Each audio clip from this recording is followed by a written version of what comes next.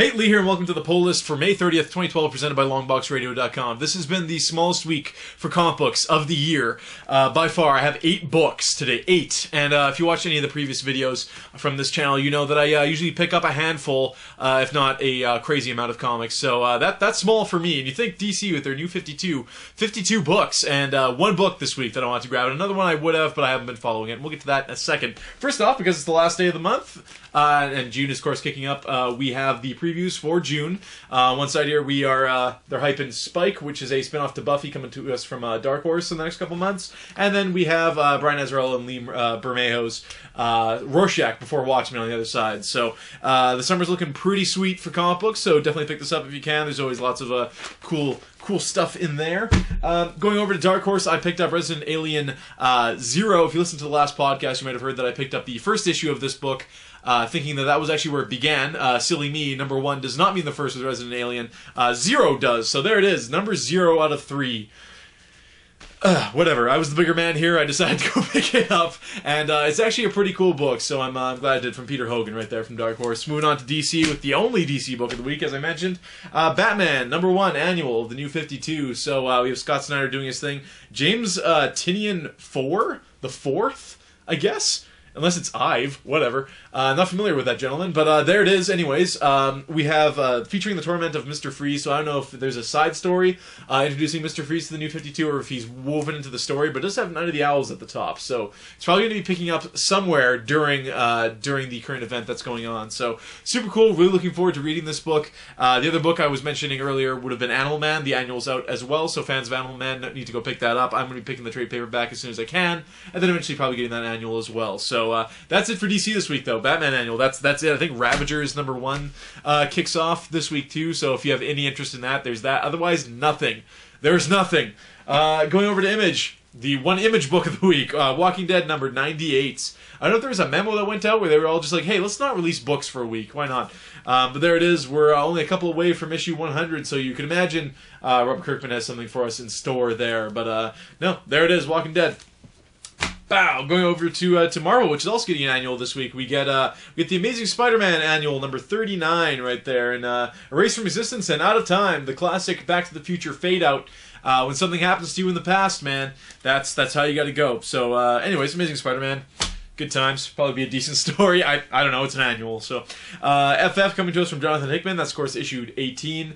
Liking what's happening in Fantastic Four now. Just kind of rebooting, slowing things down, doing one-issue stories and whatnot. I don't know what the hell is happening here. But, no, that...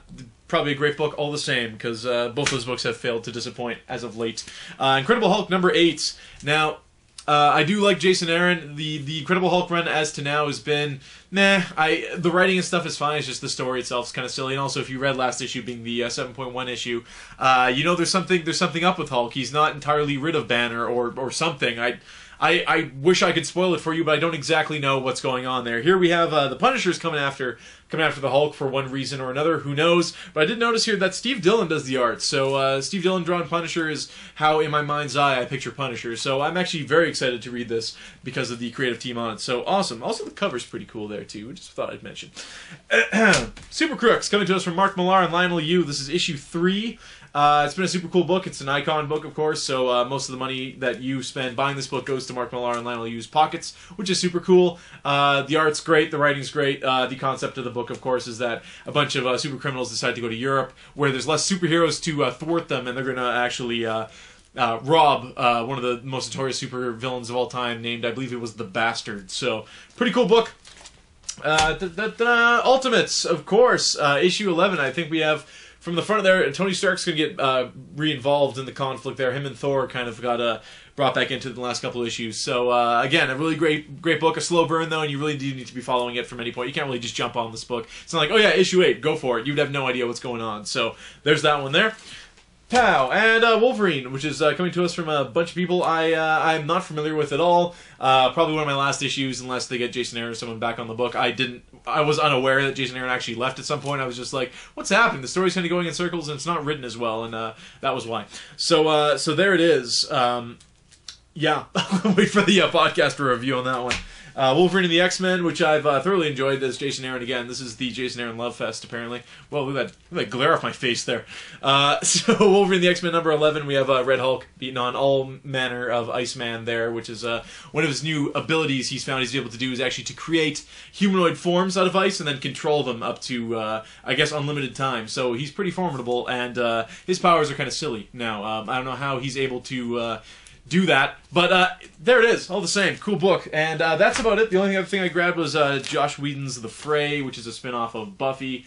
And this is actually for the girlfriend, not for me at all. But it's a thick book all the same, and it was $20, so I might end up looking at it just cause. So there it is, cool art and whatnot. So that's this week. Next week, me and Mike from the podcast are going to be gone to LA for E3 and a Los Angeles Kings game. So I won't be here. I will be doing a video, however. It'll probably be up Monday or Sunday night, and I won't have the books physically with me, but I will mention what I'll be picking up and whatnot. I believe before Watchmen actually starts next week. So by all means, people should be heading out to the comic book store and picking up something or other. So that's it for this week. Signing out.